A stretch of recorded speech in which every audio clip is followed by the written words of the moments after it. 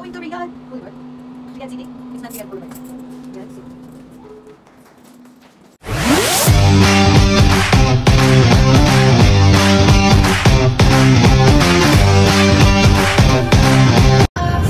Hello guys!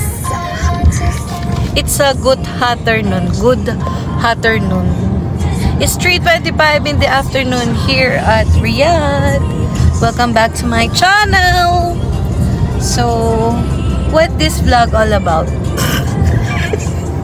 What this vlog all about? Where we are going?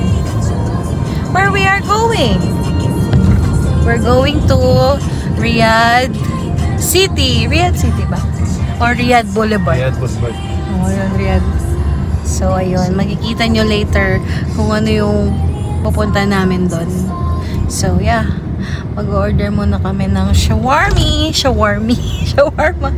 So, later na lang guys. Bye!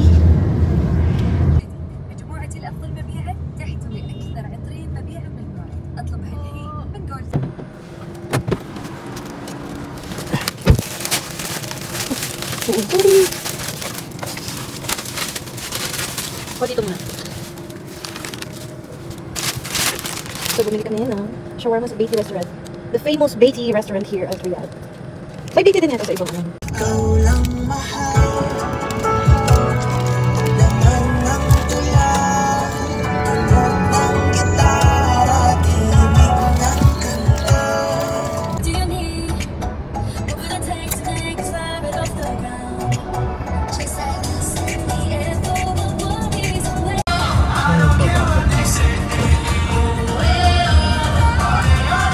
Ito yung Boulevard World.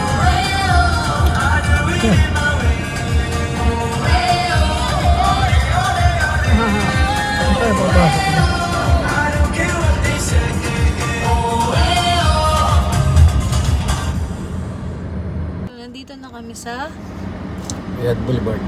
Riyadh Boulevard. Kasi merong Dota Esports. Esports World Cup. Dota 2. Support Filipino. Blacklist. Blacklist. Woo! Hindi ako naglalaro ng Dota. So, let's go! May excited po!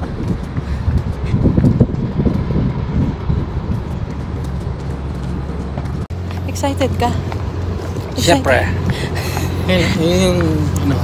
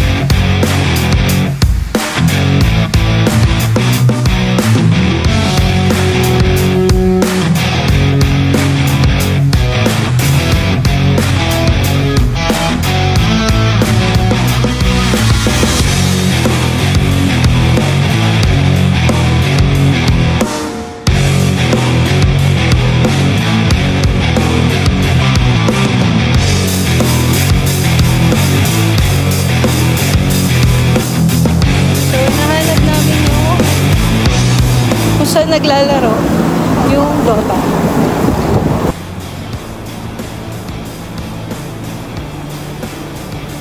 So, nandito na kami sa loob. Finally, nakita na namin. So, we're here. We're going to watch ano pa panoorin? Tournament. Dota tournament.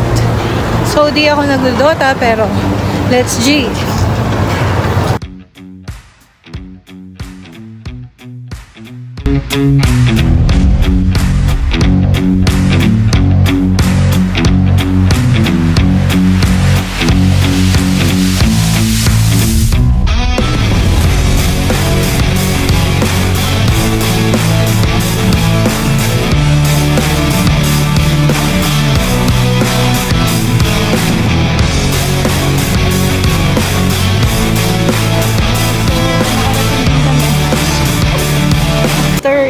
lakad.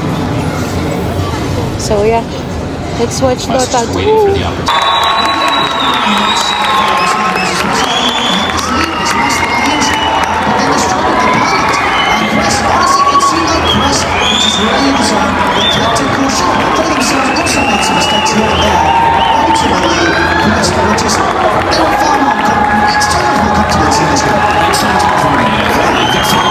Every single fight was won, and that's why these Roche fights went so atrociously. And after this fight, we're gonna see the same thing. They're gonna just stop Veer Roche on Brewmaster.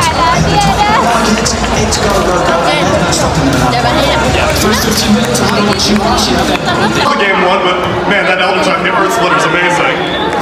You know, popular players. I'd rather play with these boys.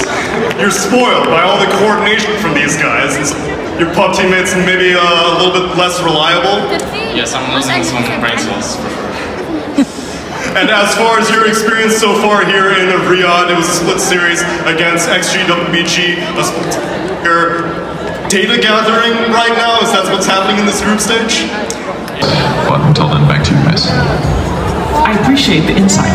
I use a wireless mouse. I also don't trust that technology. A lot of people are for a very long time, and that's the kind of stuff I love seeing in these big tournaments. Yeah, I think it's like a key to Yeah, these two teams also got some 2-0s yesterday, both of them, against Falcons. That's right. I mean, you said it yourself, Falcons were the favorite coming into this tournament, so they are under a lot of pressure right now. Coming back from what happened last night, 0-4 is not an easy comeback to stop last year. But expectations were limited coming into this tournament after the last year's performance. However, they're 2-0 against Falcons last night. It could be a sign for good things to come.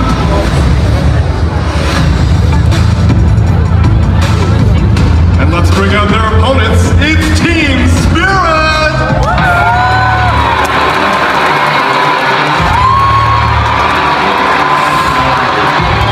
A team walking proud and one that is well familiar with Gaming Gladiators.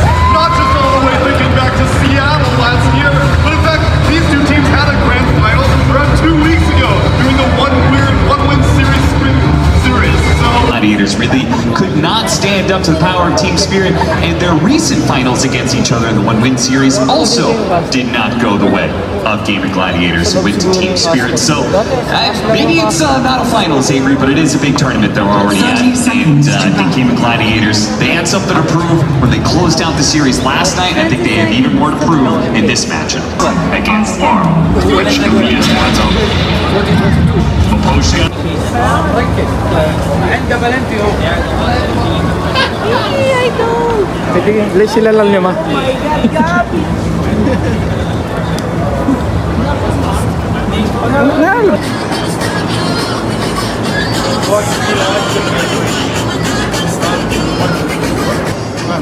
Yan o. Sino ba yan mga?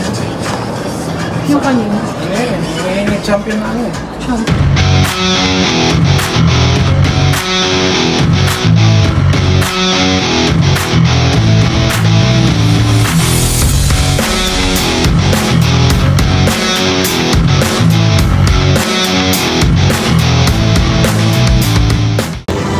So, guys, hindi talo, hindi rin nanalo, 1-1 lang, blacklist, woo!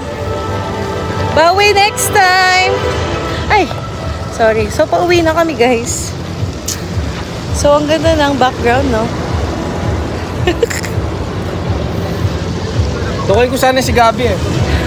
Huwag ka naman mag-trash talk ha. Gabi. Bye guys! Sige mangga! Thank you for being with us!